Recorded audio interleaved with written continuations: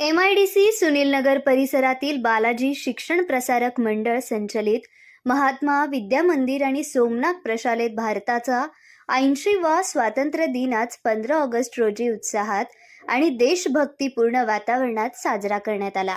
कार्यक्रमाची सुरुवात ध्वजारोहणाने झाली। त्यानंतर राष्ट्रगीताने वातावरण भारावून गेले।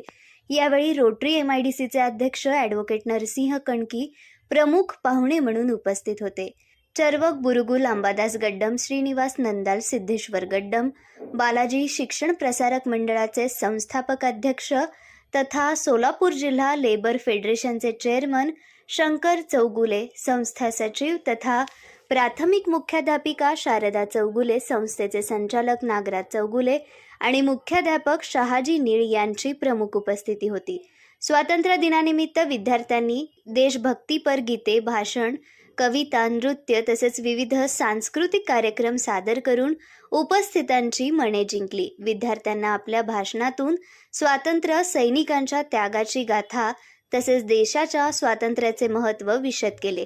प्रमुख पाहुणे ॲडव्होकेट नरसिंह कणकी यांनी विद्यार्थ्यांना स्वातंत्र्य दिनाच्या शुभेच्छा देत देशाच्या प्रगतीसाठी प्रत्येकाने जबाबदार नागरिक म्हणून योगदान देण्याचे आवाहन केले।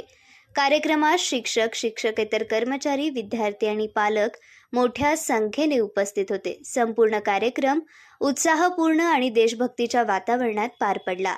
कार्यक्रमाचे सूत्रसंचालन अजिंक्य पाटील यांनी केले, तर आभार प्रदर्शन दीपाली खैराट यांनी मानले।